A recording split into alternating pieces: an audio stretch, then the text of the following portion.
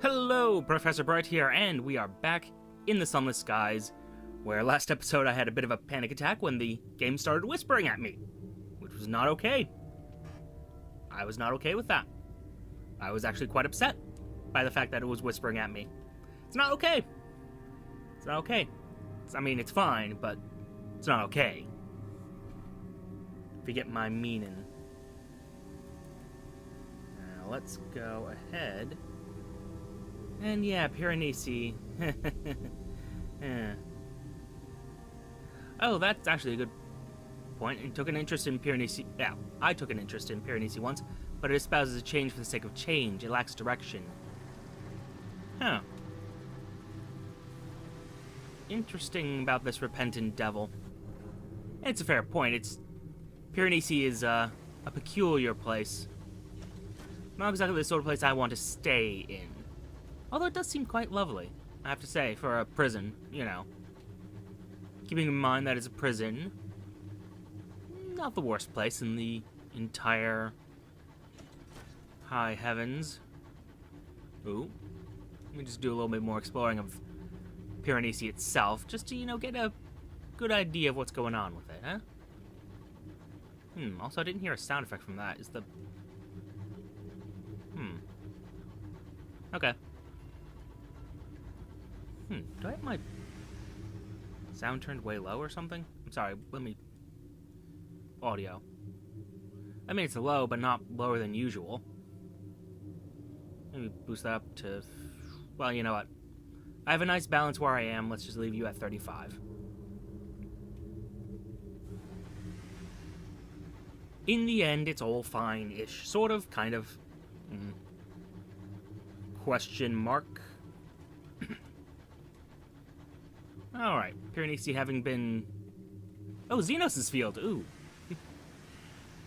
Sorry, I know that name from... Well, actually from several places. Xenos Paradox and Xenos from Final Fantasy XIV, who is just the worst human being ever. Although people seem to like him for some reason, I don't quite get that. I get it, but I also don't get it. If that makes sense. Anywho, let's go see what is out here. Sweet Mercy's Gather. Sure. This seems safe. How bad is my situation? 12 hull. I definitely don't want to be fighting anything. These are the Collywobbles, where you are never alone in the dark. Well, I'm just gonna go over this way. You guys have a great time over there, okay? Okay? Okay, bye-bye.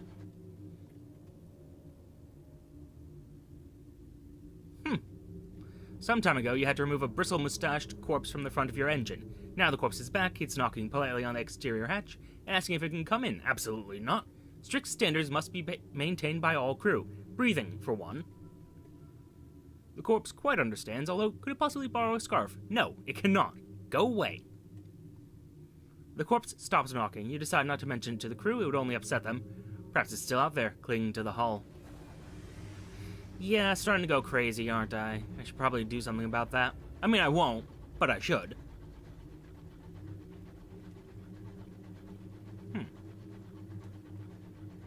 And dearie me, is there still a lag or a delay on this?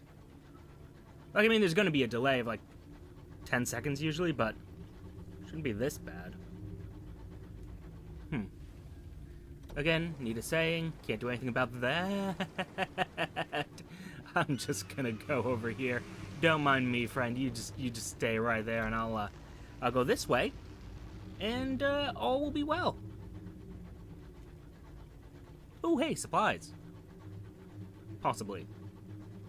Probably. And scavenge. Oh, wow, you are a big son of a bitch. I cannot wait to kill one of those when I have some better weapons. Oh, what'd you find? Corpse thingy, something ghastly over that way. No ports is the important part. And also, can this not... I could have sworn there was a... I guess through that button's the only way I can... Did my mouse wheel break? Oh. Oh. That's upsetting.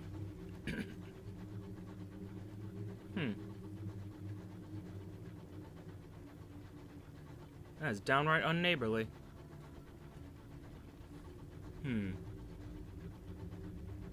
You know what? Are you a regular? Oh. Okay. Let me just go out this way. Thank you. I'm not anywhere, guys. Let me just. I was gonna consider killing that cantankerous. That ain't happening today. For the obvious reasons. Let me just check here, cause.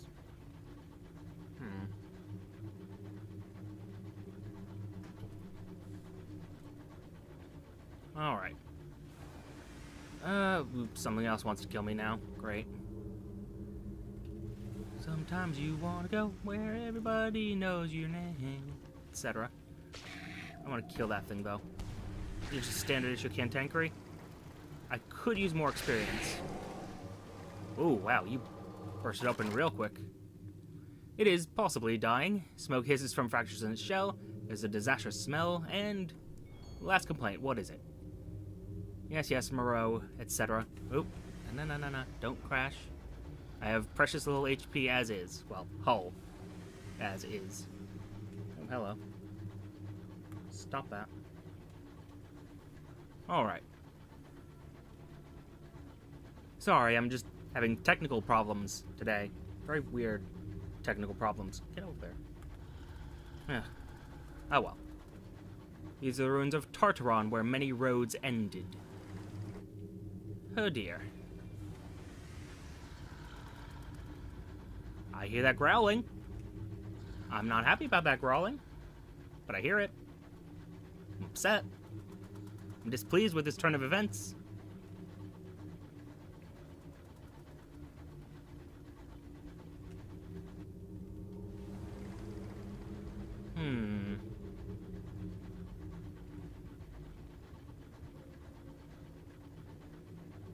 Okay. Oh, another one of those armored cantankerous. Let's just not deal with that. You know what? We've been to a few ports. Let's go back to Pan. This way we'll have a northerly path to it, and, well, we'll, you know... Okay, you guys just stay asleep, please. I asked that you stay asleep, and you didn't. Now I'm upset. Damn it! That screwed that up. Oh, and I screwed that one up, too.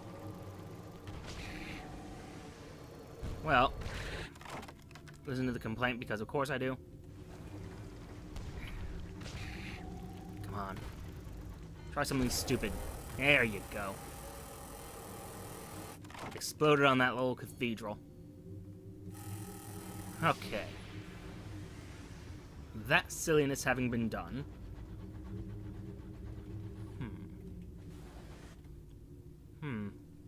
I'm actually kind of really annoyed that my mouse wheel stopped working now. Oh dear.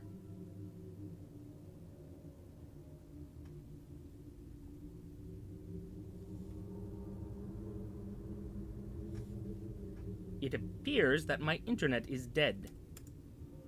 This upsets me, for obvious reasons.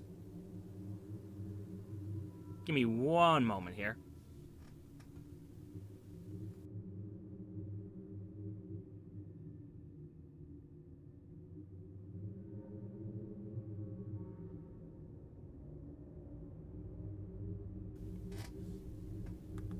Okay, so that's weird. One of my devices says the internet's dead, the other one doesn't. I am just going to proceed forward, assuming that this is working. I can't read chat, which upsets me. And, well. Actually, you know what? There's a way to test this. What am I talking about?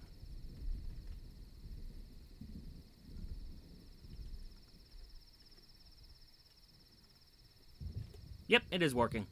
I mean, the problem is I can't really read chat and do this at the same time. Although maybe if I... Let's experiment. Still learning this whole Twitch thing, so you'll have to excuse me. Let's experiment. Yeah, that's nice. Still learning this whole Twitch thing, so you'll have to excuse me. Oh god. Let's experiment. Yeah, let's not do that, though. What if we didn't do that? Okay. So, parts of this are working. Parts of this aren't, which is upsetting. But, hey, it's all fine. Just some of my tools decided they don't want to work today. Makes me sad, makes me upset, makes me annoyed. But that's the way of things. On the bright side, this will make it easier to read chat, but on the other hand, can't monitor things. Oh, dearie me. Oh. I mean, I can't blame those who left, but oh well. Yeah, because this... I think I just need a new mouse. This one's getting on in years. Ah, rumph. Ah, well. It just means I need to be better about negotiating where things are. Guys, come on. You knew this was going to happen. I'm not whining. Your guys are going to be fine. Just because they haven't eaten anything doesn't mean nothing. Worst case scenario, we just eat each other. It's fine. It is the hour of arguments, when factions of Pan gather in the forum to debate and quarrel.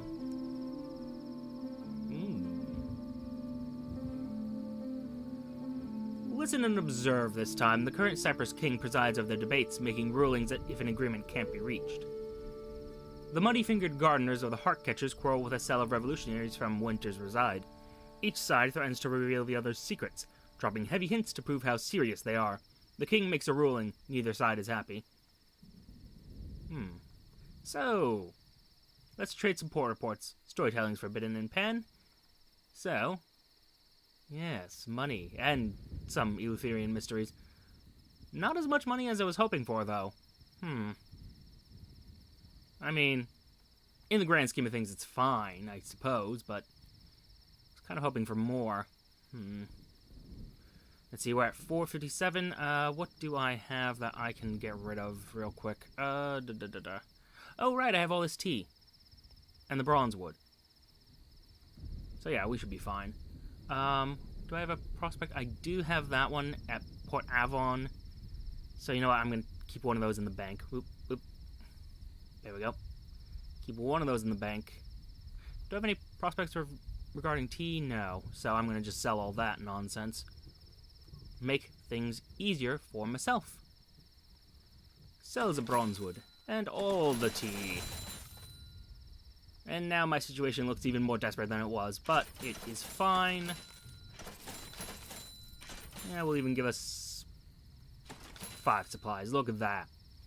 Look at that. We're fine now, sort of. And as to the... Oh, no. Get back in there. Get back in there. Stay. As to the matter of upgrading our weapons, though. Beloved by the short-tempered and short-sighted, I don't have the veils to do that. Can't do that. Iron's at 50 plus. What exactly are my stats, by the way? Can I just have those up? Let's see here. Oof. Not good. Not good at all. Veils is at 25 for now, but... Harumph. I mean... So basically my choices are the Cotorum Bathosage Beulah. Okay. The Grimalkin. And I think that's actually it. Because I think this requires irons at 50, which I don't have, so can't really do much with that. And without my mouse wheel, none of this is working. Shoot. I had not considered, I had not thought. Oh dear. Well, let's see here. This is the Emanation, which would be similar to what I already have. So basically my choice is, do I want what I already have, but stronger? 50% stronger, in fact. And less heat. Ooh, that's actually really useful then.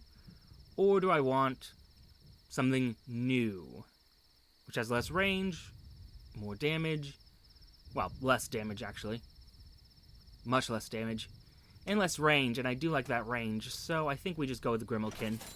Go with something reliable, you know? Seems reasonable to me. At least until I get what I need. And yeah, that's gonna go right there, thank you very much. It's gonna stay there. Alright, so we've upgraded our weapon. You know, Oh, right, I can't... This mouse wheel problem is actually a very serious problem now, isn't it? Oh, well, we will endure. There's an... Oh, God, am I not going to be able to read things, though? Because some of these do require... Hold up. I want to test something. Just go to King's Isle Station. Yeah, I might... Ooh, that might be real bad. Huh. Well, regardless, I can do this at the very least. Let's see here. The blockade of New Winchester. Ooh, what did we do there? Or the Black Sheep. I'm not going to bother with that. Oh, I lost love. Feel that, but no, the blockade of New Winchester. Oh, wow, okay. Yeah, that needs to...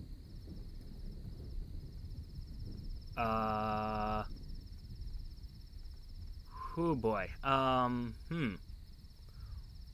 Well... This is just a day of bad things all around. The blockade of New Winchester. You fought in the greatest battle of the Winchester War when the regional governor, appointed by Her Majesty, was driven from the Reach. The independent Takis besieged the port. The loyalist stovepipes hoped to hold out until reinforcements led by the Imperial Dreadnought, Her Majesty's displeasure, could arrive. Which side did you fight on? Oh, god damn it. This is a problem. This is a serious problem. I'm upset, but okay. The stovepipes. You braved the blockade, secretly running supplies to the beleaguered troops. It was not enough to turn the tide. Or we were part of the blockade, hunting for engines, trying to supply the defenders, and scouting for the inevitable reinforcements from London. And I like to think I'd be on the right side of history by being on the Tacity's side. And afterwards, the bell tolls. You have foreseen your own death. It did not please you.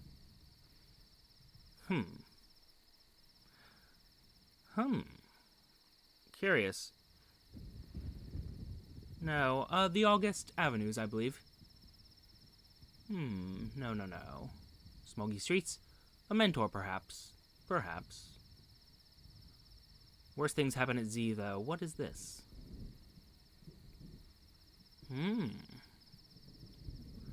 The sea does not forgive. It did not forgive you. The Untersee demands a price from all who zail her. What did they demand from you? A year of your life? You were lost overboard, but the drownies bore you to their city beneath the waves to cavort in delight. After a year and a day, you woke on the mud banks of London and wept. You're home. You returned from a voyage. Damn it. Damn it. Why are you doing this? Like... Damn it. You returned from a voyage to find your home occupied by strangers. You knew their names and their faces, but the place they once held in your heart has been filled by the sea. Wow, both these are kind of sad. What else do I have, though? You know what? The Black Sheep looks like probably the most useful of these, because more irons is what I need at the moment. The Black Sheep. You never fitted in. You are a piece from another puzzle. You came to revel in your family's disappointment. Their disapproval was a trophy, their condemnation a commendation. Why did they resent you? For your success, that which you deemed a virtue, they deemed a vice. What you adored, they despised. The things they revered, you mocked. You were a stranger to the people who knew you best. What a disappointment you were, and how often and lengthily they informed you of it. But the things that mattered to them were unimportant to you. You would find your own path. And... oh boy. I'm pretty sure this is an equipment failure on my part, but this is not... There are some problems here. Oh well. But yes, I mean, this one's the more likely of the two, but, I mean... This is a fiction, a fantasy. Let's go with that. Oh. Sorry. Did forget one minor detail. Maybe want to have my hull back. Now, let's see here. No. Where is it? There you are. You know, if this actually capped your hull at 50%, maybe it'd be worthwhile. Meanwhile, it's just a bunch of extra clicks to do the same thing. So, there we are. Alright. Ooh. The new gun has a new effect, it looks like. Or I just never paid attention to it before. One or the other. And, I'm thinking we go to this northeastern quadrant today. I think that sounds reasonable.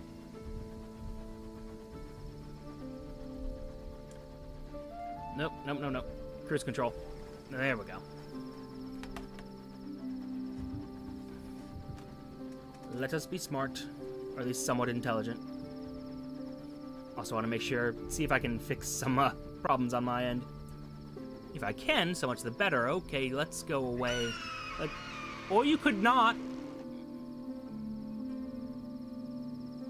You wake suddenly. Your candles are burned low and your eyes are still heavy with sleep. You are alone in your cabin. The winds of the wilderness howl outside. You can feel the motion of the engine below you. Well, dearie me. Investigate a noise from the galley, I suppose. You can hear voices and the scent of bacon is mouth-watering. You creep through the dark carriages of your engine, following the smell of sizzling meat. The galley doors open and the light washes out from inside. Peering in, you spy half a dozen of your crew setting up a midnight feast, replete with blankets, wine, and costumes. They raise their mugs to toast to Lord Langley. A signaler spies you as he lowers your glass. Da-da-da-da. Captain's here. Join the midnight feast. It'll be good for your morale, if not for your waistline. Shocked faces turn to delight. A space is made for you on the blanket and wine poured into a much battered mug. A toast is made in your honor. You only leave the galley after many hours, having had your fill of food and conversation. I mean, in the grand scheme of things, that was a bad idea. Okay. Whew. Oh dear. Oh dear me. Well, that's going to be happening for a while, unless it's much weaker than I think it is. Okay, you, okay, nope, not going to bother, not going to try. Not even going to make the attempt.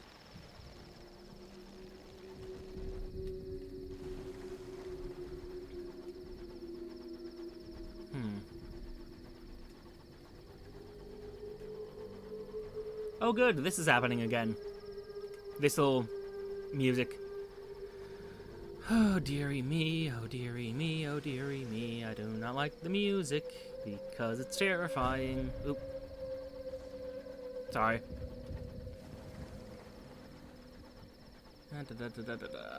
Okay. Nope. Okay. Okay. Send out the bat. Or the Cyclopean Owl now. I'm going to keep referring to it as the bat, simply because, you know, that's how it was. Has been for a while. Ooh. What do we got this way? And I see that little tangle of destroyed cathedral.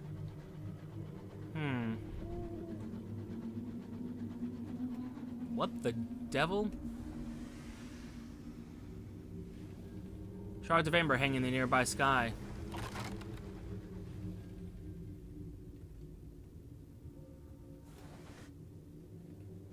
Excuse me? What did I just gain? Chunk of blue amber. The House of Rod and Chain. Oh. I think we have rubbery men up here. Oh, I love those little guys. Those little monsters. Oh shit, you're a thing I need to kill. Okay, maybe I should... Yeah, let's turn out the lights real quick. Huh. I'm just gonna keep shooting you for a little bit until you die, and so I no longer have to deal with you. Cool. Anyway, several globs of Griever remain. They continue to spew livid ichor. I do need the pronunciation on that at some point. But yes, they continue to spew livid. I can speak English, guys, really, honestly. They continue to spew livid ichor into the sky. Even in its last moments, it spasms violently where the light touches it. But why, though? Ooh. I'm sorry, I'm seeing decipher the sigils in its bone, and... Let's see what we got. Oh, A crewman assists you. Unfortunately, his lamp provokes frenzied palpitations in the Griever's remains, causing an organ to rupture and spray him with ichor. The substance inflicts a fatal episode of grief upon him. Contaminated by the Griever's anguish, too vast for a mortal to contain or understand, he raves about such parts of it as he can grasp. The Grievers mourn a light that died, one that they served. Is that why they respond so violently to light? They wake, thinking it might be the light they worshipped, and then are reminded of their loss. Okay, servants of one of the suns. Curious. Ah, and this one's a success. It's the bones that catch your attention, specifically their marrow. A sigil is imprinted in it. Splitting a bone, you extract and slice the marrow. Every inch you find a different sigil. Something's been written with the Griever's bones. And I have 5 visions, couldn't I? I think it said that I could trade those for experience, but it didn't let me. The wavering. Okay. I mean, I'll take this, obviously. Because why wouldn't I?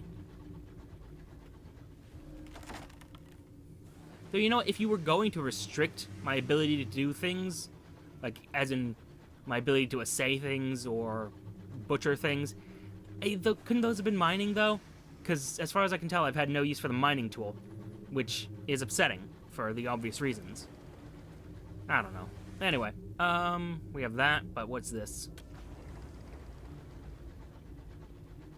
Also, what's setting all those fires, by the way? Just as an aside, what's that about?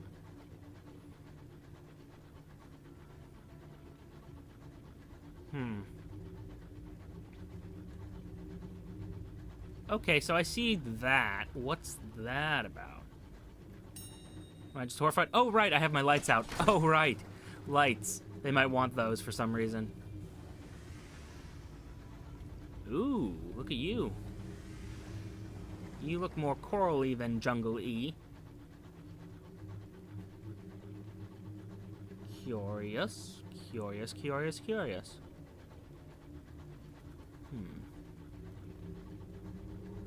Oh, something sees me. Something is in the dark places. Nope, not that button. That button, yes. Oh, wait. Could the problem with my mouse wheel have to do with me having a controller plugged in? Because that occasionally causes problems with controls, I know. Especially on indie games. Curious. Okay. It's something I'll experiment with later. Never mind, we're going away. We're not dealing with that shit today.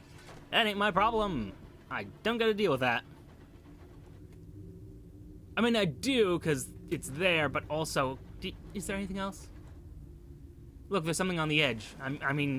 Of course, I need to see what's on the borders of this territory, because... of course I do. I mean, I couldn't not do that. That would be just unthinkable. Just, unreasonable. Yes. Oh, dear. Okay. Okay. This is fine. This is all fine. Oh boy. Alright, it's fine. What have we found? I also might as well waste a bit more of my supplies. What do we got? We got 6 hull. Cool. Sky is vast and the winds bite. Good to know.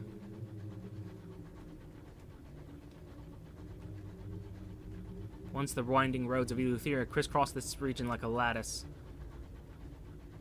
Interesting idea. Has this all been... Because there was mention of 2 suns. This was like a binary star system for our purposes. Siblings parting.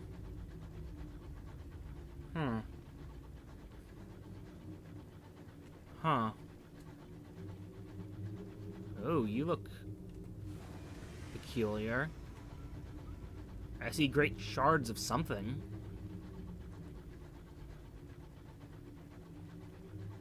Let's have the sun turn to night. The halved, the sun turned to night. Whoa. Oh, dearie me. That thing's horrifying. Anyhow. Real quick, though, the Well of Wonders. Huh. Curious. So very curious. Also, what about that? But,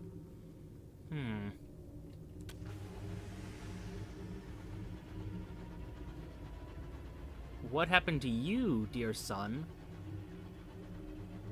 This is Inklings, Captain, an engineer says, where bad ideas come from. Delightful. Well, aren't we just in the most nightmarish place possible? See, I was expecting more of this in Eleutheria when I initially heard about it.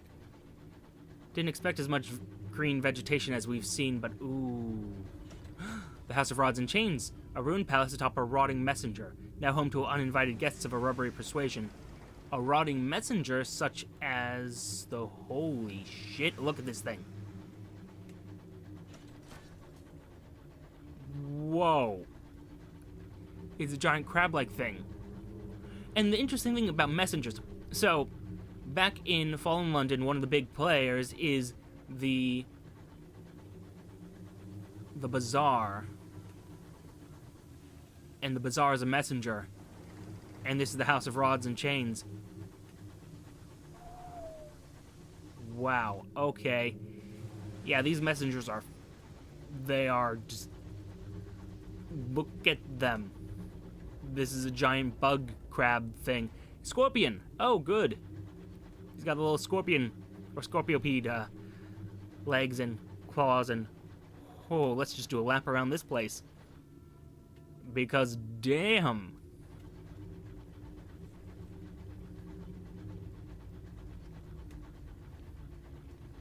Just damn. I mean, look at it.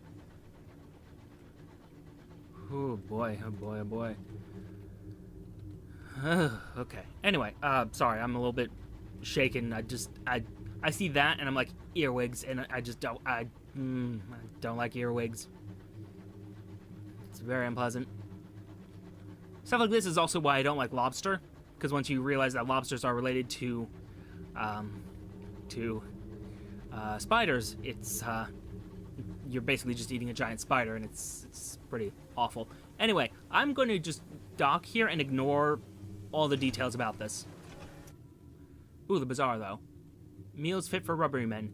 Distressing shapes bob to the surface of the rubbery chef's cauldron.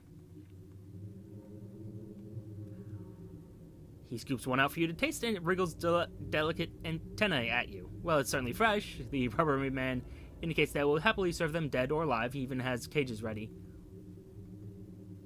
Let's buy 2 of those, because usually these are a good deal, but also I don't know where I can sell those, so... What about the rubbery souk? One rubbery merchant is willing to accept sovereigns instead of amber. Unfortunately, the only things they sell in exchange are writhing, exuding horrors. They do at least supply cages, that's good. The carapace, vast, desolate, broken. Once this creature flew majestically through the heavens. Now it floats in silence, a monument to a judgment's wrath. Curious. The spire of inches. 7 obsidian spires once stretched into this sky. Only this one remains.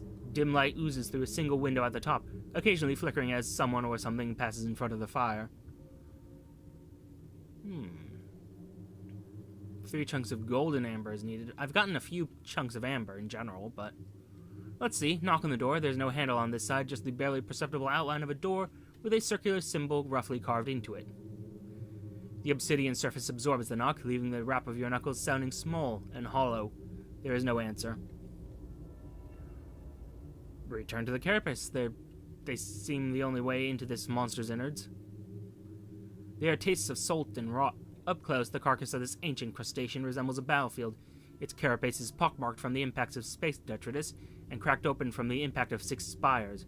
Doors of leather, rubber, chitin, scale, fur, flesh, and feather lead inside, each of them carved and branded with a letter of the correspondence. Explore the ruins. Most of the spires are collapsed and crumbled, and I'm curious about them. Present tribute to the spire. Explore the shell. There may be something to find in the wreckage. The surface is desolate. It is littered with obsidian blocks from the fallen spires. Here and there, a large piece of space debris has torn up part of the carapace and exposed the flesh below. Even that is desiccated now and cold as any rock. None of the damage you find looks like something that could be fatal for a creature of this size.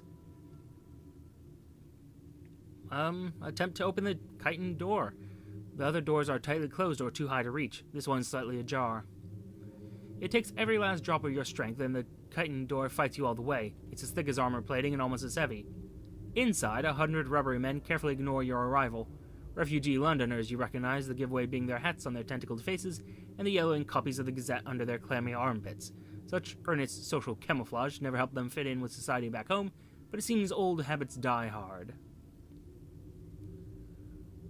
The rubbery men have taken over this spiral-shaped atrium. They gather here to trade amber and share songs of loss and regret. Its shape gives it excellent acoustics. The songs resonate from the walls, just doubling the volume and timbre of their voices. Ooh. Could offer passage to a rubbery man. Not all of them are happy here. They mumble of the opportunities in Pan. And I'm the sort of person to bring them there. The rubbery passenger hurries to your train as if fearing you might change your mind. It travels light, newspaper, a hat, a packed lunch, squirming in a paper bag. Delightful. Compiler report, though, the rubbery men are far from home, even for the high wilderness. The rubbery men show very little interest in you as you explore. They shuffle around on their own business, polishing and cleaning and preserving the corpse of the house with equal parts elbow grease and embalming fluid. Attend the lament of the old sun. The rubbery men are gathered. They lower their heads and raise their voices. I'm curious if this will tell us about the old... because it seems to have been a binary system, although perhaps not. Words without language, pain without end. They sing of their lost home, and in waves of shared sorrow, they remember how they came to this place. They sing and remember. Silence falls, sudden and heavy. A hunched figure shuffles through the choir, and the rubbery men fall back. This is Mr. Barleycorn, or so it is called by lesser beings. Its form is indistinct beneath layers of gauze that wrap it, if not from head to toe, then at least from top to bottom. One rubbery dares approach, extending tribute, golden amber. The figure takes it between clawed appendages, tastes it, appears to approve. Mr. Barleycorn. Curious. If I recall correctly, there was a Mr. Wheat, but Barleycorn, I don't recall you. Let's visit this marketplace. The rubbery men sit around the edges of the atrium, ready to trade and offer their services. Ooh.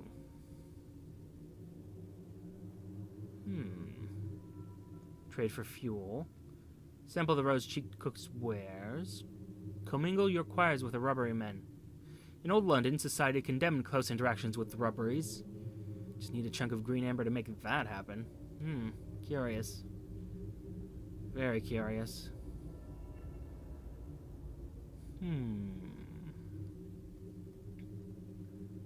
Let's trade for curiosities. I'm curious, but first, of course, a polished ivory bones carve the walls of the throat into convenient alcoves. Each has been appropriated by one or more rubbery men, squatting on Hessian mats and running stalls inspired by their time in London.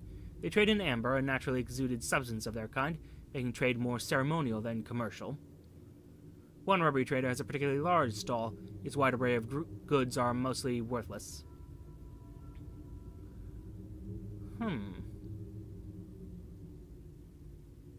Ooh, that's actually very interesting.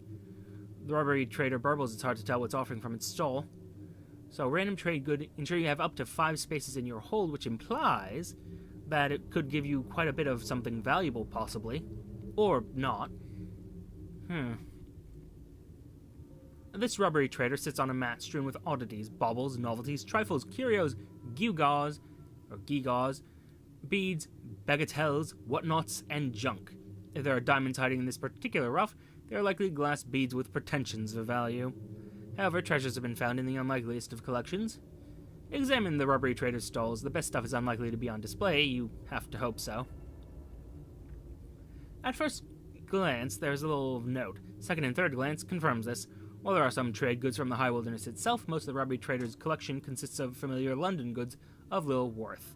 A guide to breeding heptagoats, an old permit from the Echo Bazaar, counterfeit and a poor one, None of any particular interest.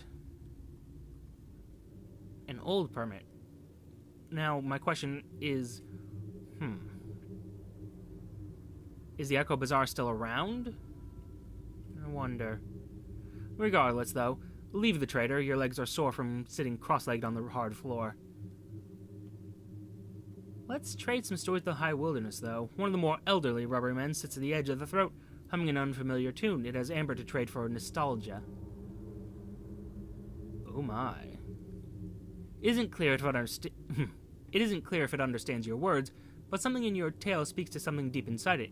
It gives a watery, wistful ululation? Ululation? Yes, and begins humming a song of hope. So I got a bunch of green amber, which, I'm looking, commingle your choirs with a rubber man. I'm curious. In old London, society condemned close interactions with the rubberies, but, what about here? Oh, dear. In a dark, moist alcove, you sing softly together. The harmonies are intricate and intimate. Tentacles twine fondly around your fingers. Your foreheads rest together, its skin spongy and slick against yours. You can almost feel its thoughts, flashing inches from yours. Neat. A tale of terror? Aw. Oh well, you've gained a soul flaw, fermented. Soul appears faintly bubbling in its bottle and has a disagreeably pungent odor. Well, having done this, return to the throat of lamentation. What if we go deeper into the house, though? Spiral stairs run down into the darkness. Ooh, we got options. The house's arteries are the size of corridors, many of them filled with stagnant sweet water and held open with arches of bone ivory. Sweet water? The walls are primarily polished chitin that resemble mahogany, though years of rot and decay have left many gaps to glimpse the dried-out fat and muscles behind. Explore the drowning coils. The rubbery men here are less civilized than their topside brethren. They wear no hats and carry no newspapers. Eyes watch you from within the walls. Your exploration leads down through hardened sphincters that scrape your flesh. You squeeze through twisted doors designed to be opened by something else entirely unlike your hand. The rooms down here are bowl-shaped, many half-filled with water or unrecognizable fluid. Their doors are as likely to lead to ceilings or high up on the concave walls as anywhere convenient for you. Most are empty or applied high with rubbery waste. Curious. Visit the shaping vats. Rubbery men head into the labyrinth of corridors and return with rainbows of damp amber. What do we got? Ooh. I see. If I had more chunks of amber, I could add them to this vat, and what might they do, I wonder? You carefully traverse a thin, treacherous path lined with endless, deep, slime-filled cavities and basins. All around, the rubberies work at refining and reshaping amber into new forms and colors. They pause only to stare unblinking at you until you move past, more awkward than hostile.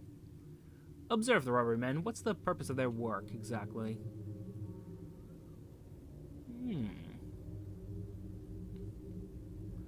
The exact relationship between rubbery men and their amber remains their own business. In London, amber is all much the same. Here they experiment, combining it with other materials to transmute it. A few flute excitedly as golden amber pours from the vats. It is the rarest and most beloved flavor. Sometimes amber emerges treacle thick and black as tar. The effort and resources that went into it is wasted. Curious. The effects of different substances will be the same for each captain. They might not be the same for future captains in your lineage. Okay. Curious. Deeper still. The path is treacherous, the floor is slick, the air hangs with resentment that becomes less civil and more feral as the light fades away. Ooh. I could have crew hunt for amber here. Curious. The alkali-infused darkness burns your eyes. Down here, the rubbery men commingle in quivering colonies and leach from weeds that sprout from pools of viscous white ammonia. The only light comes from a smoldering apocyan pyres, each attended by a rubbery chorus howling an endless lament. This seems delightful. Explore the vast cavern. The feral rubberies stare at you from their nests. The air down here is slowly melting the house's innards, collapsing lost rooms and corridors into one rank, endless cavity lined with calcified abscesses. The foul liquid regularly rises to your knees, an itchy rash develops where it touches. Occasionally, your feet kick against chips of amber in the mire. There must be larger pieces here, but hunting for them is not a one-person job. Not one for a captain, at least. Fair enough. So I need a ton of supplies, but I could get a lot of amber out of that, which I could then do something with? Question mark? Let's just return to the Broken Carapace and get going at the moment. Although, present tribute to this spire, golden amber, 3 of them. Okay. Alright. I think this is where Mr. Barleycorn must live. Like he has to live in that spire, right? Makes a certain amount of sense. Although, what's the relationship between the Masters and the Judgments, I wonder? My understanding is back in Fallen London, and to a lesser extent Sunless Sea, they were essentially lawyers for a messenger trying to get approval for, well, a relationship that is inappropriate for judgments and messengers. Can't have romance between the two. It's uncivilized. Which technically, Fallen London was a giant love story. If you want to be technical about things. Oh dear. But no. I mean, on the other hand, I could just go in and see what happens. Yep, looked into the dark, lived to tell it, got a tale of terror. That's useful, I guess. I don't like the way that makes my light flicker. That's one of the more worrying things to have happened. Alright, anyway. So having seen that nightmare, let's go ahead and... Ooh. Oh, I think you've just found this. Yeah, that's all you found, just something for me to essay. So I can't essay because the game won't let me. I don't like these restrictions at all, for the record. Yeah, Guys, you knew this was coming, come on. Now that nonsense about, oh no, we're starving. Poor dears. Alright, let's go to band, though. Ooh, did I not take that rubbery man on board? I did do that, right? Passenger... Did that, did that. Did that, did that. Did not do that yet. A rubbery man or a rubbery woman? A rubbery person.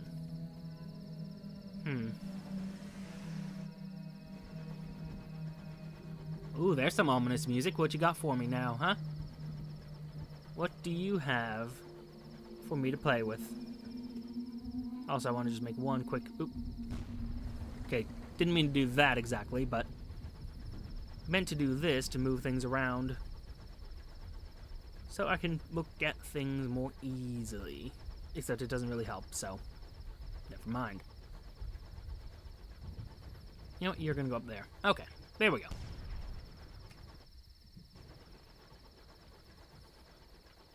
Making adjustments on the fly.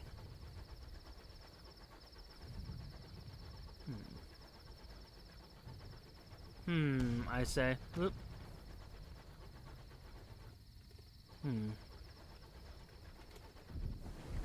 Let's throw out the bat one more time. You say you discovered something, huh? Well, let's see what it is.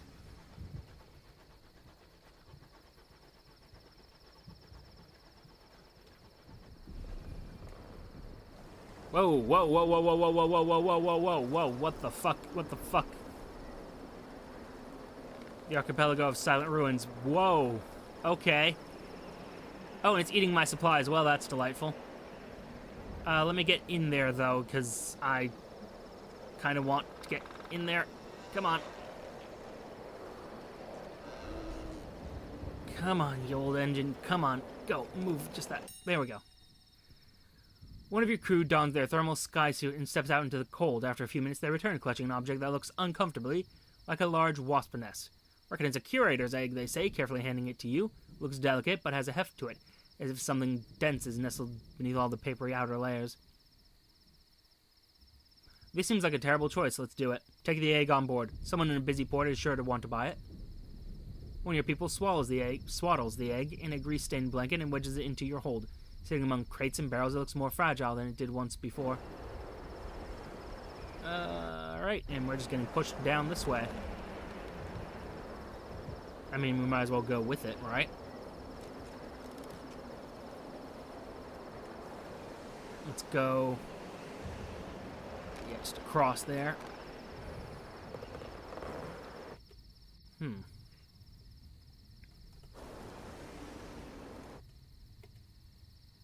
I mean, work alongside the crew, I guess. I'm not especially concerned about this. I should be, though, because I'm about to go crazy, but... well, you do not have enough supplies for that. No, I don't. I sure as heck do not.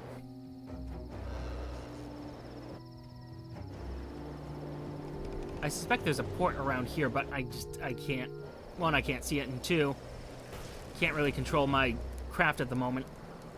This is upsetting.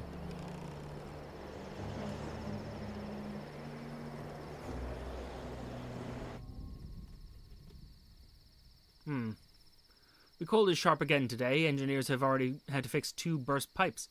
Your thoughts turn to the bristle-mustached corpse who has been clinging to the hull of your ship. He must be cold out there and hungry. The dead are always hungry, aren't they? Do not invite him in. The timing is inconvenient. You have many pressing tasks. The matter of McFadzian's reprimand, amending the captain's log, and the brasses need a damn good polish. Gained some terror, but, well, it's unsurprising at the moment. Starvation. Turn a blind eye. Fewer mouths to feed, fewer but stronger backs.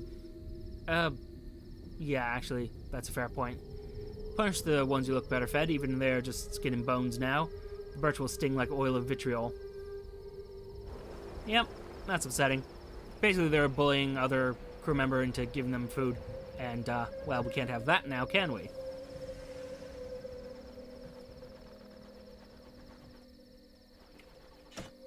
Excuse me, what? Oh, I am vastly off course. But I could get to Achilles, get some supplies there, and go from there. Plus, I'll have a port report from them, so, you know, that'll be nice. Alright. Let's do that. I'm glad we found what we found, but also... yeah, pity about that. But I'm a very pragmatic person, you know, so... let's just have a little bit of food, yes?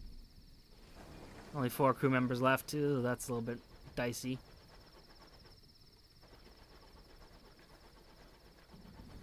And I can't buy crew members here. I really should be preserving them more, just so I can stay in Eleutheria longer, but... well, choices have been made. Decisions have been made. And there are consequences to those. Let's see here. Ooh, itch.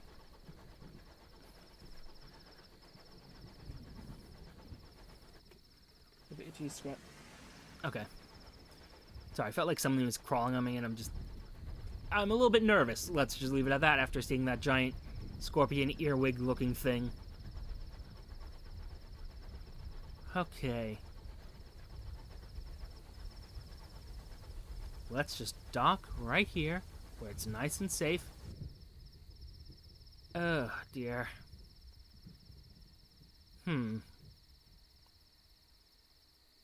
Well, the distant bellow of Hojo Toho tells you that there is another battle taking place at the monastery gates. It would be easy enough to ignore it, but both sides would likely be grateful for your assistance. Help Sigrid's ringbreaker urchins. She's fighting a losing battle preserving the monastery. A successful rout. Hojo Toho, Hojo Toho. Hojo Toho. Is there is there meaning behind this? I don't... Hojo Toho. Like, the only thing I can think of is, like, I know Toho and Hojo are Japanese names, question mark? Like, I'm pretty sure there's a company called Toho, but, I don't know. I'm not educated enough to know if there's any significance to this. Anyway, your crew descends on the melee, wielding what weapons you have to hand, and a few heavier tools from the engineer's private collection. The ring breakers take a moment to regroup before their Valkyrie, Sigrid, leads a fresh charge that leaves the attackers battered, bruised, and not a little humiliated at being defeated by children in homemade armor.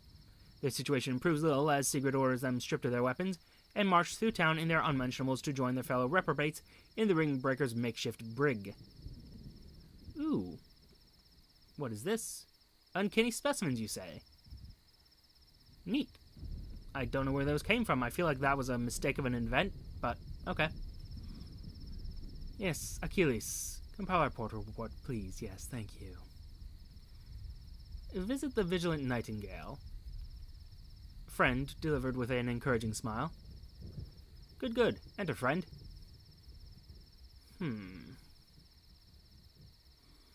Let's train with them. Sounds like success. It's Hojo Toho, first of all. You wield your broom proudly, fending off attackers with ease and returning them as stern but educational bops to the ringbreakers' heads.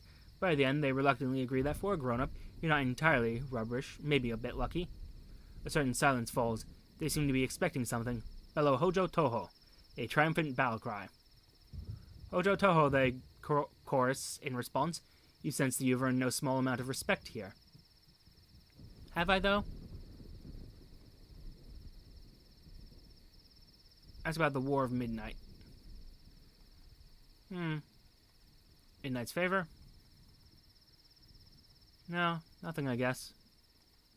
What about this brig? Anything there? No? Cool.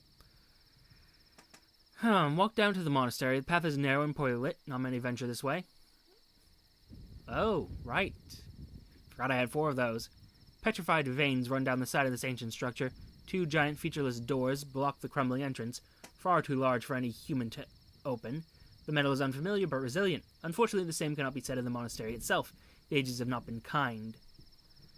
They say the monastery opens only for those undergoing great torment. Rumors are less clear on exactly how they know this. The doors do not open. However, from above, a vine languorously extends downwards to where you wait. Its leaves peel away, forming a cup filled with slightly brown, bitter-tasting cold water. One sip and the world begins to spin, darken, fall. You awaken on a soft patch of leaves and fungus, staring up at the high monastery walls from inside. There is no roof, just a gaping hole from which you can just glimpse Eleutheria's black sun, carving its increasingly familiar hole in the heavens. Your head throbs, not the pain of a headache, but something deeper, the sense of something digging for something, regrets, mistakes, thorned vines twisting deep into your darkest memories. Pull yourself up. There's only one exit from here. The walls are too slick to climb. Where midnight holds Elise. The call comes from deeper in the monastery. Knee-high ruins mark the echoes of buildings that have long since given way to time. Vines stretch everywhere, pushing through masonry and lying strewn across the makeshift paths. A handful of silent monks wearing animal masks tend to glistening fields of fresh tea. Some water, some pick. All ignore you as you stumble around them, under siege from old regret. Little remains of this place but its high walls and the outline of ancient chambers in lingering glass and stone. Gaps in crystal lenses in the wall help focus the limited light in a way that suggests a glorified greenhouse, with the ground thick with strata of dead floor, packed as hard as concrete. Masked monks in hempen robes move unhurriedly about, tending of fields of tea in the ruins. Attempt to talk to one of the monks. Each group tending a field wears a different mask. A fox, a rabbit, a wolf.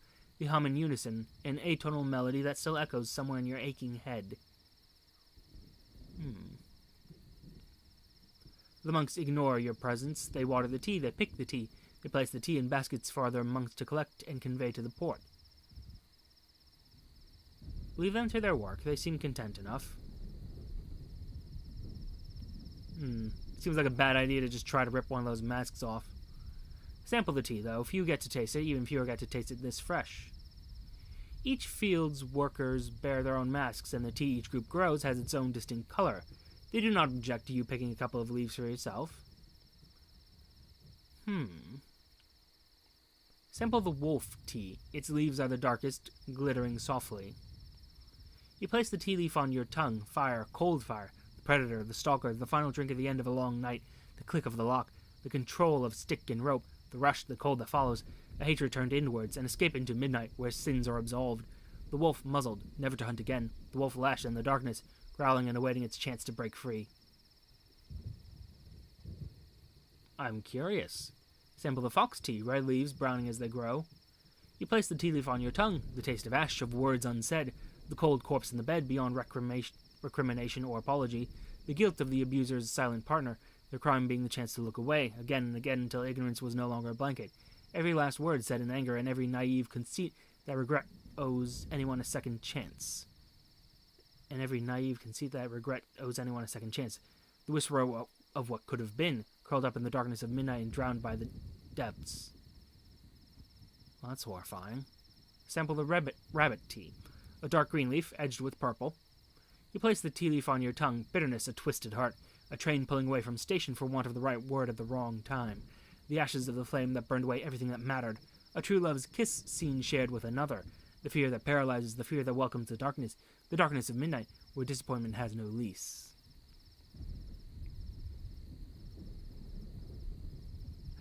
I'm curious, but perhaps not. I mean, this is a chance to do something we never would do normally, so attempt to remove one of the masks. Perhaps that will snap them out of it, for better or worse. The monk barely reacts as you lift up the mask. Underneath there is simply a human face, calm, at peace. No vines flowing from empty eye sockets, no hideous welted skin that must be hidden from the world. The monk regards you with a placid look and lowers the mask, resuming his humming and his work. Fair enough. Continue through the monastery. The vines stretch onward into a bellower. It's one of the few recognizable structures remaining. All the vines seem to converge here. You enter the darkness inside and climb up the crumbling, rickety steps. Bits of rock and loose pebbles rattle down the stairs behind you, and you are forced to press against the masonry to avoid losing your step. When you reach the top, even the low light of the bell tower is suddenly blinding, the writhing light of the sun obscured by an immense black-leaved plant.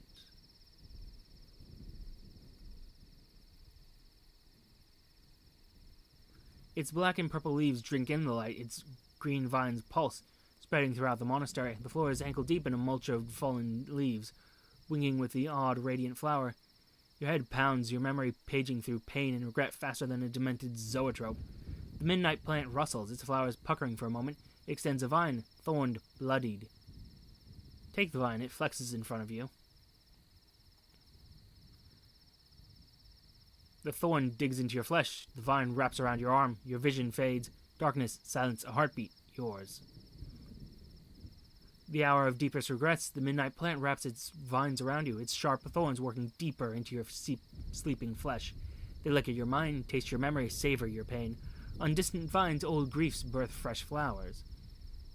Think of the monks below. Are they trapped here? Why would midnight do that? They are free. They may leave if they wish. They simply choose a life without suffering or remorse. As a chef puts a part of himself into every meal, so do they imbue the leaves they tend with their deepest regret. Midnight fills the void with its song. Think about midnight's favor. Why would a plant sell its leaves like this? Midnight knows it intimately. They have been adversaries, comrades, master and apprentice. It is not clear which one is which, just that it flourishes in the plant's purple leaves, not the pain of torment, the empathy of pain. Distilled, shared, offering the liberation only the night can grow. Favor for those who might grow from it. Midnight's song to those who remain trapped in a cage of their own making. Interesting. Think on the word liberation. Something is concealed behind that word. A crusade for others to proselytize. Would it not be unethical for midnight to watch a man burn when it might so easily extinguish the flames? And what are the judgments, if not damned to burn brighter and longer than any in the carrying out of their laws? The pain of a sun is a mighty engine. Oh. Are you devouring one? Interesting. I think there's a sun inside this thing. Think about what it's offering. What brought you here in the first place, exactly? The echo of a kindred soul, perhaps. Midnight has seen much, you will see much more. There will be pain, but in the tongues of old, pain can be merely another word for alive. The vines wrapped tight around your wrist have stretched across more worlds than most can count. They have seen that there are some that the universe breaks upon its anvil, and others on whom even the stars themselves may be shattered. For those it has a different song, is one that midnight might whisper into your ear in a place far from here, once you have fully seen what you are in the dark. Think about letting go of the vine. Even in your dream, you feel its grip weaken. You're waking up.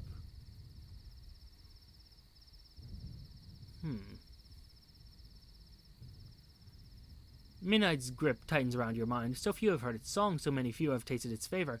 It was not always so small. Its vines stretch across the stars themselves. They yearn to do so again, but the universe is slow, and people are so unpredictable. Should its disciples spread its call throughout the stars once more?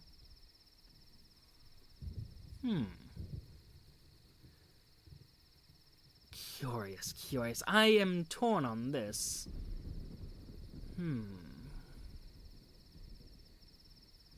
I mean, it is a smooth-talking, emotional vampire, that's true, and it's...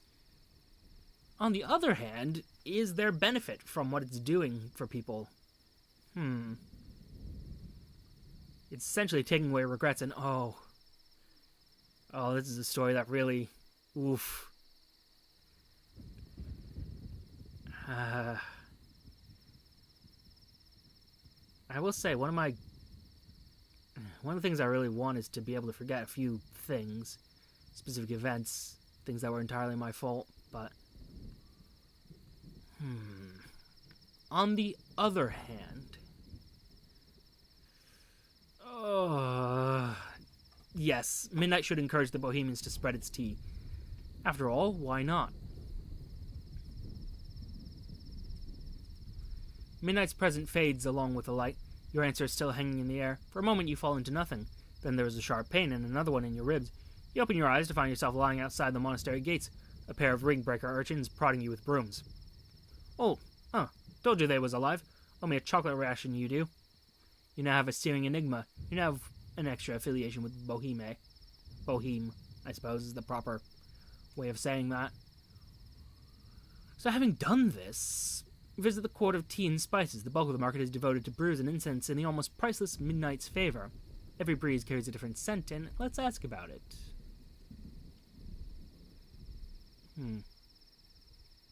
Unfortunate that. Visit the Midnight Garden. Steps lead up to a wooden temple landscaped with flowers and gravel. Not just anyone's welcome. Mere money will not grease the wheels.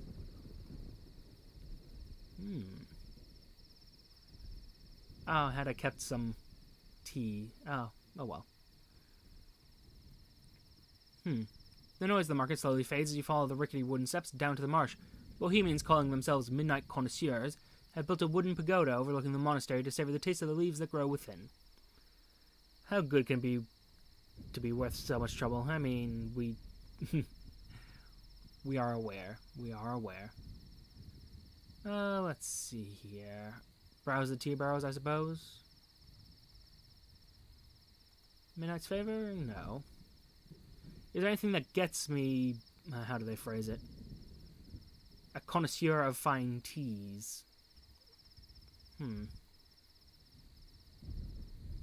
Oh, no. No, I will not be spending that much. Thank you very much. No.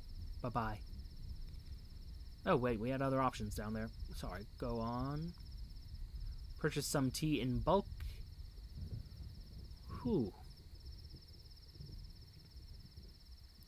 5 otherworldly artifacts and 320 sovereigns. I think not.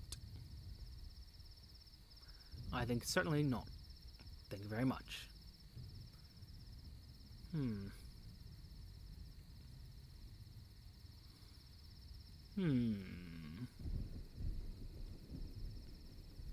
think we're good. I mean, with our current situation, this is a bad idea, so let's not head into the marshes. Not just yet. Let's head back to Pan.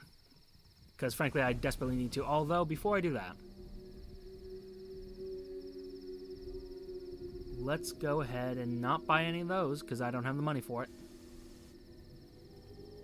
But I have the money for some extra fuel, 2 more barrels of supplies, and there we are. That's all my money spent. And if I don't get some money from... Yeah, this is going to be a bit of a risky one. I mean, I'll get some money from Pan, but I don't know if I'll have enough to continue at Eleutheria. And I really wish that just... if my mouse wheel was working, then I'd be able to actually, look properly. But, oh well, we are where we are.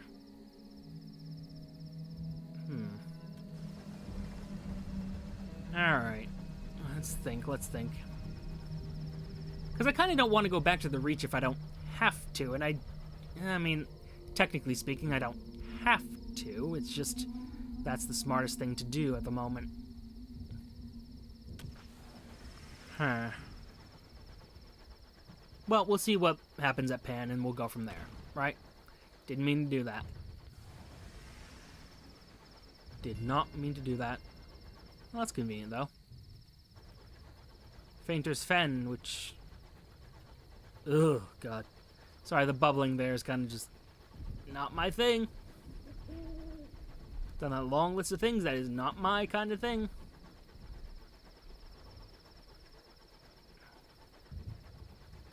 Alright, I think it's just west, right? Yeah.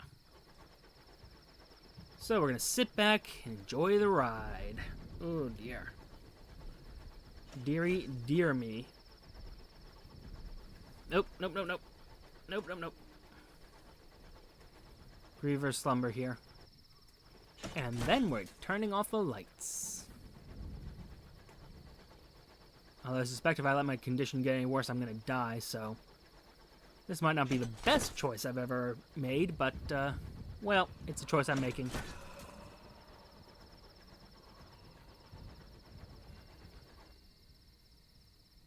Oh? The locomotive lurches to one side. It may have been a gust of wind, a stray rock, or perhaps just a little incautious driving. The curator's egg is fragile and pinned between heavy crates. Check the hold. Nobody will pay you for a fractured egg. Oh.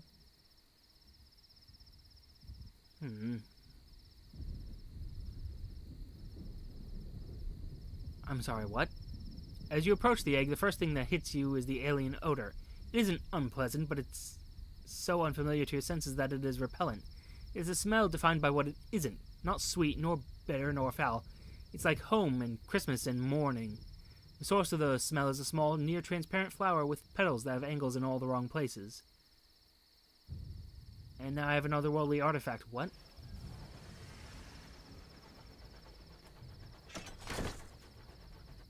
So did the curator egg become a flower? What? What was that? Also, by the way, just a side note, I'm going to go ahead and just... Yeah, put you out of your misery.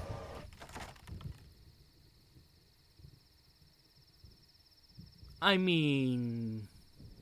Several globs of Griever remain. They continue to spew livid ichor into the sky. Dig in its throat. Might something of value have been caught in its gullet? Do you have the gumption to look? I apparently do. A crewman holds the mouth open for you. You endure the meat stink and the gelatinous saliva, and the bile bubbles for as long as you can, digging gem shards and glittering relic fragments from the flesh. Well, that was horrifying. Anyway, we're just gonna mosey on down over this way. Gonna hope that this terror recedes very soon. I mean, come on. It's fine. We're fine here.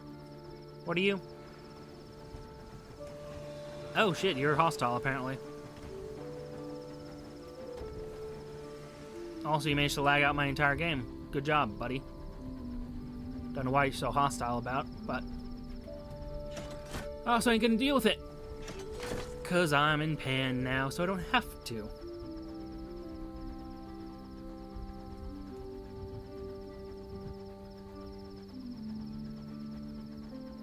Alright. Pan it is.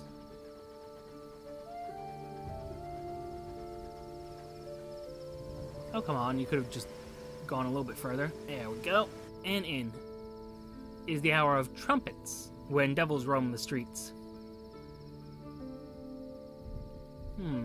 Prisons are forbidden in Pan. Instead, those who aggrieve other citizens too persistently are branded with the calf sign. Then, during the hour of trumpets, the Brazen Brigade hunt. Their quarry is supposedly only those who bearing the calf sign, but when the devil's blood is up, they don't always discriminate.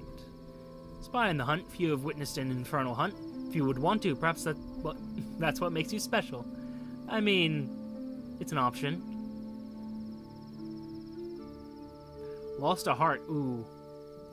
That's really a rough loss, actually. Devils do not hunt with hounds. How do they catch your scent? Can they, as some say, smell sin? Their trumpets scream. The hooves of their silver horses hammer like drums. Every door is closed to you, every window barred. You hide behind broken walls and in shadowed groves. Always they find you. By the time you make it back to your engine, you are ragged and bleeding. That night, and for many nights after, you hear trumpets. Neat. So, porter ports. 200. Perfect. That is exactly what I needed. Well, not exactly, but good enough. And, good, I can sell caged catches here. That is good. Makes the whole thing worthwhile. Although I think that's all I can sell here. Well, let's see. We're at 650 sovereigns. I'm willing to buy more supplies, get more fuel. 5 and 8. Let's make it there. Leaves me with some money. Oh, no. Get back over there. Recruit. Oh, visit a rubbery enclave. Sloppily painted signs point down a normally quiet backstreet to where a party appears to be in full flow. A cedar grove off one of Pan's less traveled paths is home to a small and enthusiastically political community.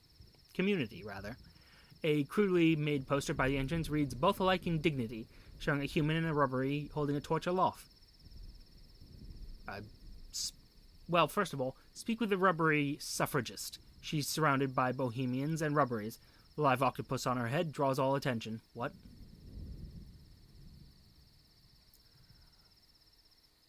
Okay. She moves from bohemian to rubbery with the rosy-cheeked bonhomie of inebriation. Occasionally, she passes a piece of cheese and fruit on a stick up to the octopus perched in her hair. It extends an arm to accept it, and apparently a wine glass, too. Several of its other arms are occupied with wine glasses gathered from the drinks table. Red, white, rosé. 8 limbs mean never having to choose.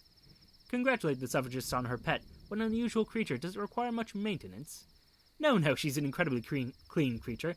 Very obedient and house-trained. There's a pause before the suffragist speaks. Actually, I think they were talking to me, dear. Really, says the octopus. How presumptuous.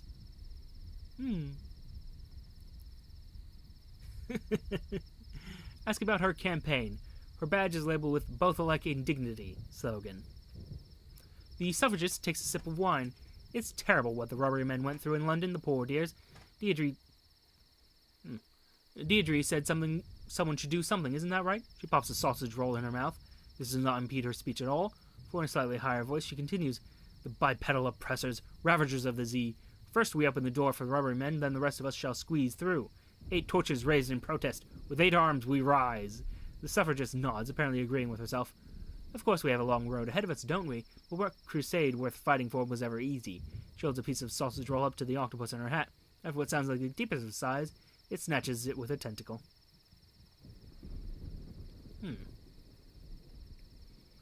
Ask where she found such an interesting creature. You've never heard of one quite like it. I met her while swimming, the suffragist and octopus both say in unison. There's an awkward pause. Don't mind Deirdre, adds the suffragist. She always gets a little grumpy when her tentacles dry out. A little wine will prep her right up, you'll see. So Deirdre is the... I'm sorry, I was under the impression the suffragist was the octopus and then she was... Okay, that's going to get confusing real quickly. Return to the Enclave, though? I mean, it's nice to meet you guys, but, I got a passenger here. Deliver a rubbery men to the Enclave. The suffragette will offer them sanctuary here as long as they need. Oh my. Assorted members of the Enclave applaud over enthusiastically when they see your passenger. A bohemian presses a glass of wine on your passenger and takes them off into a corner to discuss injustice against cephalopods. It glances over its shoulder at you, perhaps wondering whether coming here was a terrible mistake. Probably was. But you're here now. Too late. Mingle with the crowd. It's rare to see humans and rubbery men together like this. The rubbery men look uncomfortable in their ill-fitting suits and clutching glasses of wine they never even try to sip, but the bohemians are doing their best to make them feel at home. The suffragist ensures none of them are left alone for too long, with the octopus on her head seemingly able to act as a basic translator. Of course, she might simply be trying to be friendly, but speaking to her does put the new arrivals at more ease. Yeah. Return to the streets. This is curious. Perfect. Perfect. Recruit crew. Search for viable candidates. I mean, my hearts are pretty damn low, but...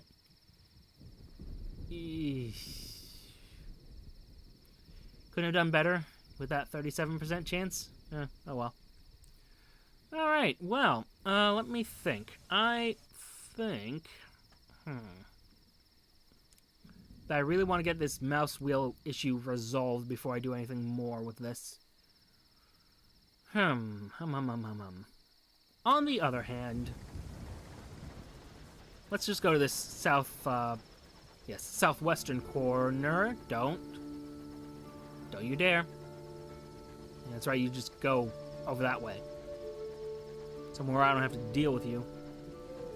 Yep, wrong button for that.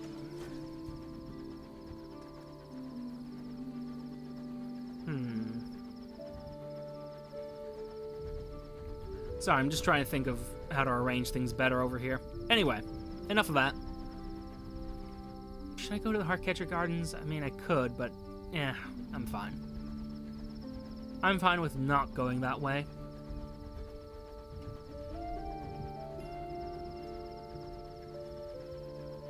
Colomer's channel? Okay. Ooh. Oh, you discovered that thing. Well, I don't particularly care about that thing. Nor this Empyrean Outrider.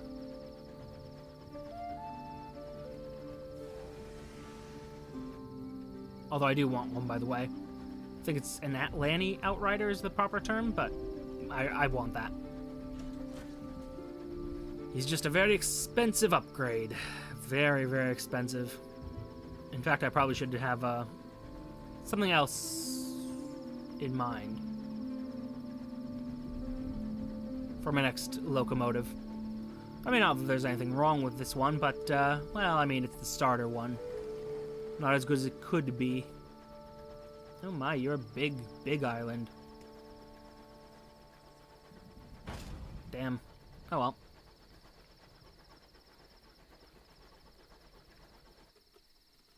Wow, you really are.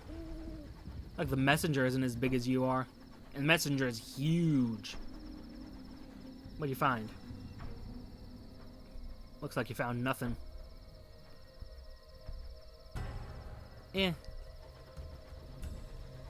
That's the case if I could go down to that place, but no. Don't wanna.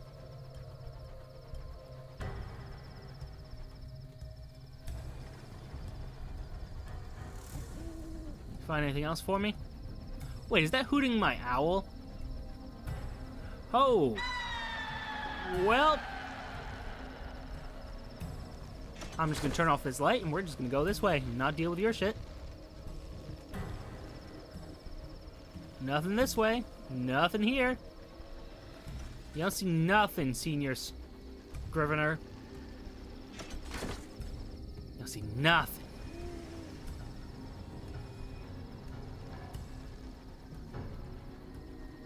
Damn, really, you have nothing to report in all this space. Oh well.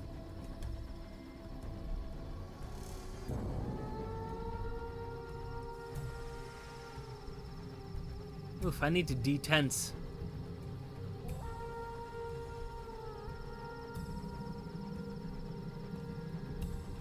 Oh dear. Just feeling my shoulders like stiffen up at this, because gotta tell you, this is really unsettling. They managed to make this game much more unsettling than Sunless Sea.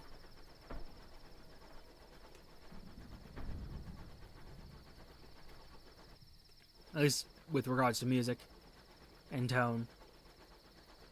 Although I don't know if I like this more than Sunless Sea. It definitely has things going for it, like the combat's 100% better. There's no arguing there.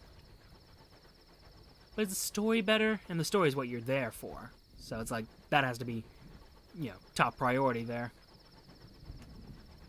I don't know. It's interesting, at least. As someone who's been playing Fallen London and Sunless Sea and even the Submariner expansion, I'm interested in this, but is it interesting to someone who's never seen it before, I wonder?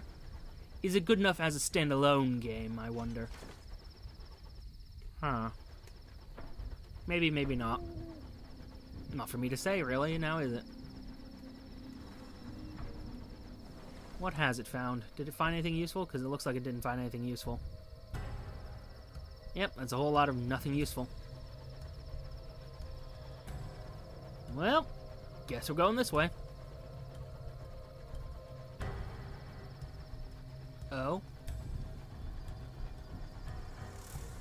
Now, is that the lag of loading?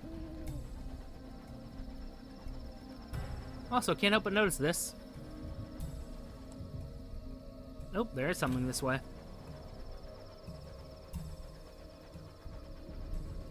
Oh, it's more of that nest stuff. Yep, I can walk over this. Walk over this, yeah.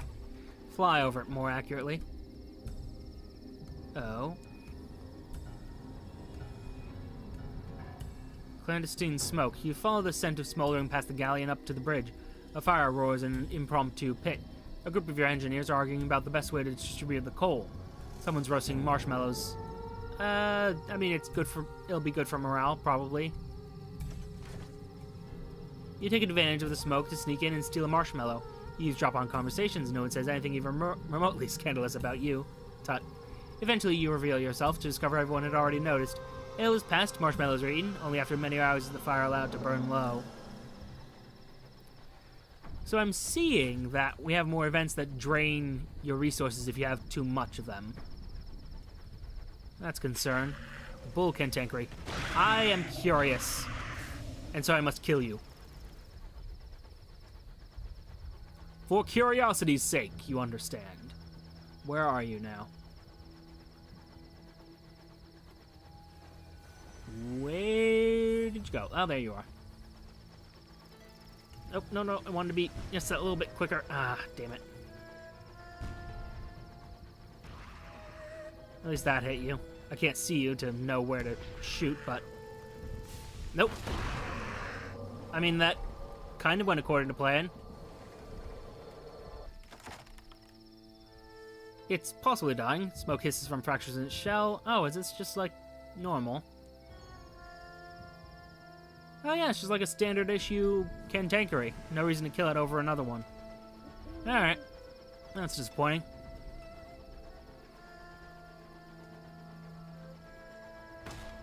Damn it. Nope. Ooh, roses.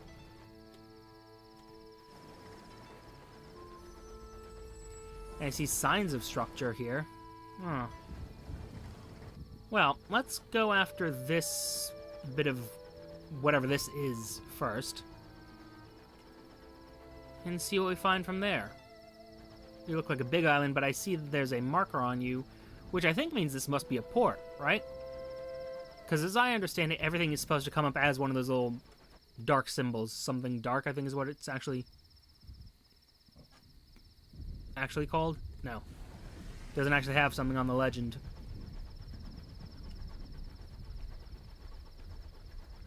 But I think that's what everything's supposed to come up as in Eleutheria, just because of how it is. Everything's dark here. It's the dark region. Oh, dearie me.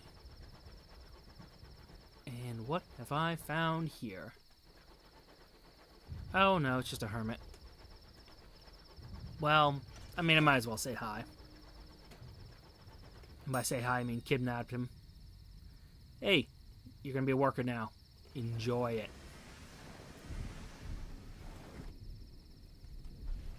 Oh, this is not something I can... Okay, cool. I mean, hey, on the bright side, we've mapped more of the region. Although, how is this not a port? I see all these little structures and the fires and... I am suspicious. I am suspicious.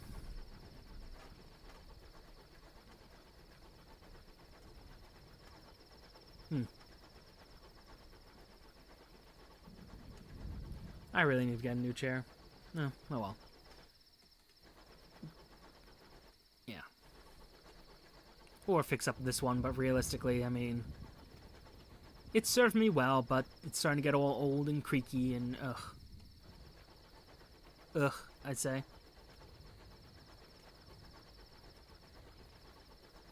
Plus, this current pose is not good for my posture, so... Yeah, I mean... Anyway. Doesn't matter. It's all fine. It's all just fine. Oh, another person I can kidnap. Yeah. Alright, we're recovering our crew very nicely. We have... I mean, we're mostly hermits now, but, I mean, it's all worked out, sort of, kind of, almost. Let's see what this is, then we'll send the...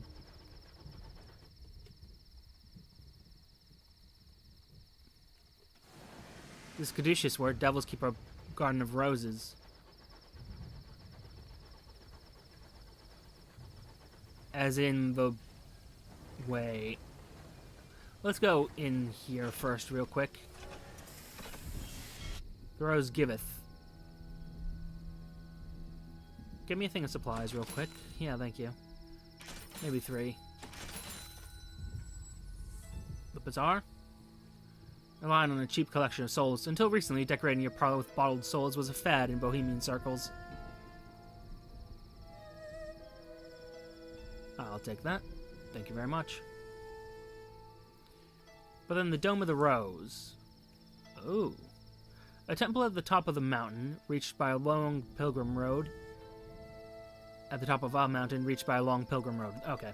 Inside it, statues of devils bearing instruments march towards a throne. The smell of roses linger. A temple, garlanded with incarnadine flowers and wreathed with thorns, sits at the apex of Caduceus. Or Caduceus. I'm going to call it Caduceus. It's drowsy with the scent of roses, though you can see none. Poets, artists, and musicians lounge in groups on the marble floor. A woman, crowned in thorns, sits on a white throne. She drums her fingers on the arm. What is Caduceus, exactly? Marble statues of devils line the aisles. They have wreaths over their horns. Their lips are daubed scarlet as a sin. Their eyes are the colors of ash and sunlight. Their detail is breathtaking. Their lyres and lutes, flutes and fiddles, drums and dulcimers are so perfectly carved that, but for the material, they could be real. Frescoes depict a troupe of musicians marching towards a slender mirror. Pipers, flautists, drummers, all. Statues of serpents coil over the musicians. Thorn bushes, bereft of roses, encircle the chamber. The plants are tended by devils in crimson masks. These devils are the rose binders of Caduceus. Within the space bounded by the bushes, the Bohemians make their art, all of it on the subject of roses. That's worrying. From her throne she watches all. The Thorn Maiden ignores you, as do most of her coterie. Eventually you find a languid Bohemian willing to talk to you. He's very deep in his cups. It's your soul, you see. The rose binders are devils, yes? They have ways of knowing these things. You must have damaged your soul somehow, made it aesthetically displeasing. He struggles gamely with the word aesthetically. You should go to Carillon in the Reach. That'll put you right. Okay, that's fair. I mean, I did have to do some damage to myself in order to get in with Midnight, but... Oh well. Descend to the caverns. Beneath the temple, the mountain on which Caduceus rests is tunneled through with caves. A drum beat, slow but steady, sounds from below. Underneath the dome of... Oh, yes. Underneath the dome of Caduceus is a warren of caverns, a labyrinth of caves, walled with slabs of volcanic black glass, burrowing their way through the rock, yes? A steady drum beat thrums through the walls, echoing from somewhere deeper. Follow the rose binders. 2 rose binders, a devil and a deviless, wait in the main cavern, their eyes like coals in the dark. The deviless beckons you to follow her. Ooh. Well, you're led down darkly gleaming passages, heading deeper under the main temple of Caduceus. The devil walks at your side. He occasionally uses his thyrus to strike the ground, as if testing the depth of your descent. You emerge into a cavern lit by moonish light pouring through a crack in the roof. A broken temple stands before a pool of dark water. The deviless bids you kneel by the pool and to drink. Might as well. The water is clear, reflecting only the pale rays of light and the thorn masks of the rose binders.